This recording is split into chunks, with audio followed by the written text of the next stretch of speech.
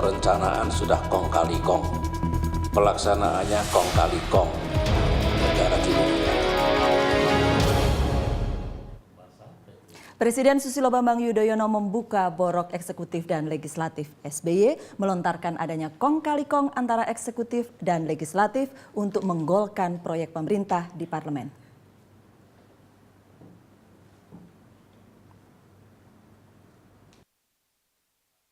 Penggunaan anggaran yang melibatkan eksekutif dan legislatif, yang melibatkan jajaran pemerintahan dan jajaran DPR RI utamanya. Boleh saya sebut dengan istilah saya kong kali kong. Sejak perencanaan sudah kong kali kong, pelaksanaannya kong kali kong, negara dirugikan. Muncul sekarang satu persatu, saya senang sekali. Siapapun, dari manapun, dari partai manapun, saya senang sekali. Sekaligus kita ambil tindakan yang tegas. Ya, The Headlines kali ini menyoroti transaksi miring eksekutif dan legislatif. Untuk membahas masalah ini, kami menghadirkan Ketua DPR Marzuki Ali dan juga Ketua Mahkamah Konstitusi Mahfud MD. Bapak-bapak, terima kasih sudah hadir di Berita Satu. Pak Marzuki, kong kali kong sejak dari perencanaan dan juga pelaksanaan. Komentar Bapak. Ya, kalau dilihat prosesnya, proses di dalam perencanaan dimulai Musrenbang, kemudian Kementerian, Bappenas, kemudian diusulkan bersama Menteri Keuangan, kemudian diusulkan ke DPR.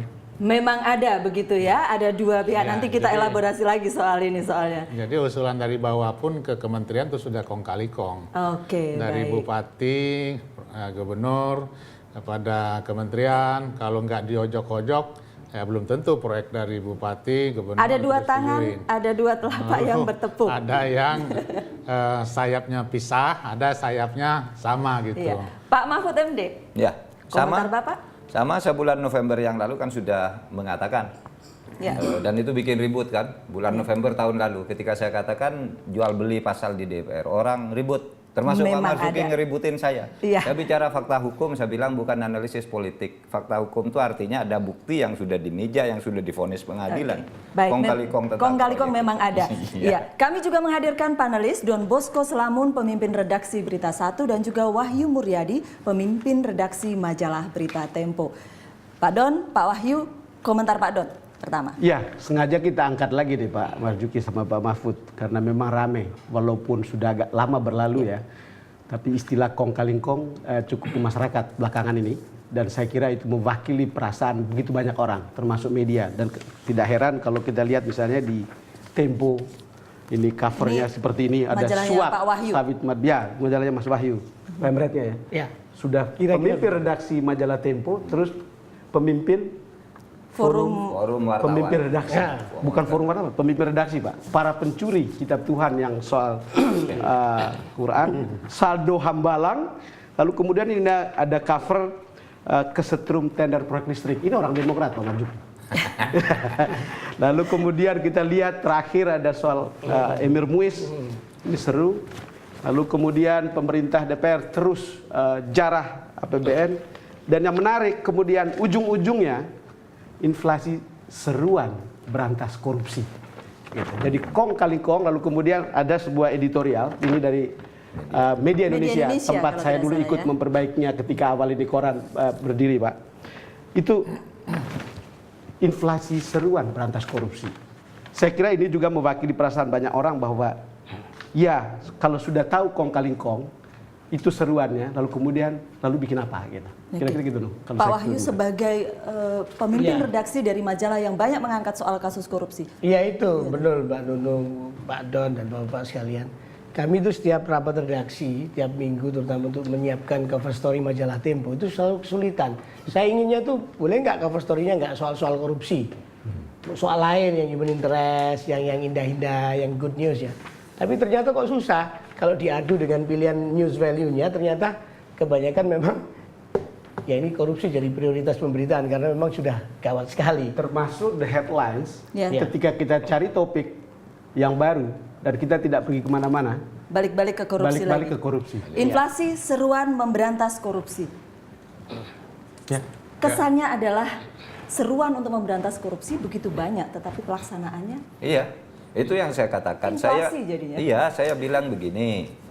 Kita ini terlalu banyak berteori. Saya kan disuruh pidato di mana-mana. Gimana Pak Anissa? Saya bilang saya sudah bosan. Semua teori di gudang udah habis. Coba buka perpustakaan apa saja tentang teori memberantas korupsi sudah keluar semua. Dan sudah disampaikan kepada pemerintah, disampaikan ke kita. Bahkan orang yang mengusal pun, gini loh cara memberantas korupsi. Disuruh memimpin negara. Ikut korupsi juga masuk penjara. Ini lalu persoalannya di mana? Coba. Nah ini saya kira yang jadi persoalan kita sekarang ini. Sehingga kalau saya sih, saya bilang, kita ini tidak usah lah ngomong kenapa sih korupsi ini. Langsung bertindak saja sekarang, tidak usah berseminar lagi, rapat lagi, cara memberantas. Sudah ada semua filenya itu. Modusnya sudah ada, cara yang ditawarkan sudah ada. Tapi sama aja seperti saya bagaimana katakan. melaksanakannya itu yang belum. Iya sama aja dengan kita yang sering dengar itu Mas Wahyu ya, soal cerita kongres tikus-tikus di Mesir itu kan, bilang gimana caranya agar kita bisa tahu kalau kucing datang. Semuanya usul termasuk dari Indonesia, gampang. Tikus kucing itu kasih keleningan, wah itu bagus, kita Kasih bisa apa? beres semua. Dikasih apa? Dikasih lonceng. Lonceng, sehingga kita bisa lari. Nah ini usul dari Indonesia ini paling hebat katanya. Tapi sesudah sampai pada bagaimana caranya, nah tidak ada yang berani. Termasuk tikus yang dari Indonesia itu sama juga seperti anggota DPR habis ngomong pergi. Tidak ada, dia udah pergi. Bukan saja habis ngomong pergi, bahkan kong-kali-kongnya Antara eksekutif dan legislatif terbahaya. Pak Marzuki. Yang Tidak menarik ada. dari pernyataan Pak Presiden tadi itu, Iya. utamanya adalah dari DPR. Utamanya dari parlemen. legislatif, dari DPR, gitu, Pak. gitu. Sorotannya ke DPR nih. Saya kurang sependapat ya kalau utamanya dari legislatif. Karena perencanaan itu dari eksekutif. Perencanaan saja sudah di markup. Terus terang kalau dulu korupsi itu kan hanya di eksekutif. Dari perencanaan saya tahu persis kok dulu kalau konstruksi itu standarnya BOW. BOW itu markupnya sudah 50%. Itu jadi standar bangunan. Saya sudah berapa kali sampaikan ke Kementerian PU bagaimana standar-standar ini kita lakukan perubahan, revisi supaya ruang untuk korupsi itu semakin sempit. Jadi dimulai dari perencanaan. Nah, lalu karena DPR mempunyai peran yang besar, punya power untuk mengegulkan proyek, mau nggak mau mereka lobby ke DPR. Karena apa? Punya kekuatan untuk Karena ketok palu ada ya. untuk mengesahkan. Iya. Tetapi sebetulnya korupsi sudah terjadi sejak lama di eksekutif. Tapi Pak Marzuki, Nah. jangan-jangan begini. Rencana itu dibuat justru karena sudah ada niat korupsi duluan. Betul, memang dari dulu sudah. Dari dulunya sudah korupsi. Cuma karena ada peran baru DPR untuk mengesahkan Iya, iya, proyek, maka dilibatkanlah orang DPR. Sebetulnya DPR ini dampak daripada reformasi.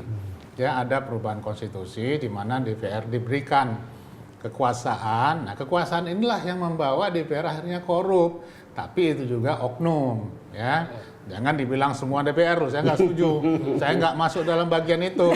Saya berani bertaruh lah. Sayangnya belakangan ini banyak sekali, kemudian berapa kali kasus anggota dewan.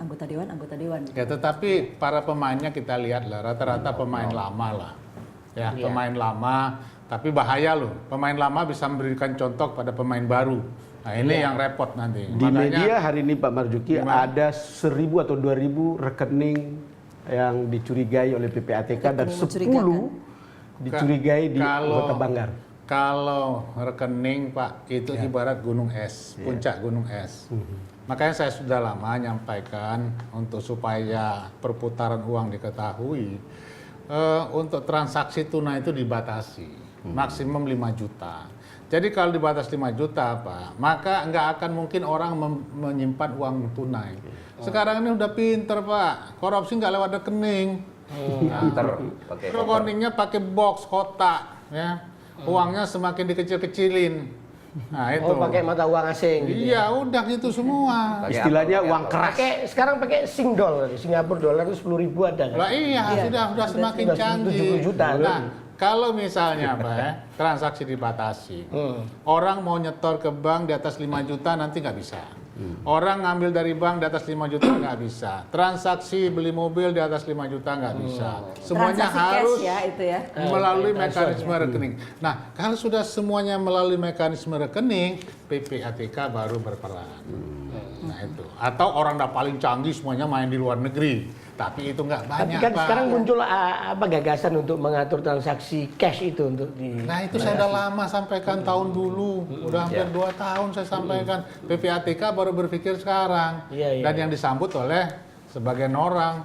Waktu saya lontarkan ide itu, termasuk ide pembubaran KPK waktu itu, karena orang-orang yang tidak dipercaya kredibel waktu itu kan, saya bilang kalau tidak ada lagi orang yang kredibel untuk memimpin KPK, untuk apa KPK kan? Bubarkan saja. Nah, termasuk bagaimana mengatasi korupsi, masalah. Nah, kita kan mau mengubah undang-undang kan susah. Mau membuat undang-undang hukuman mati nggak mungkin.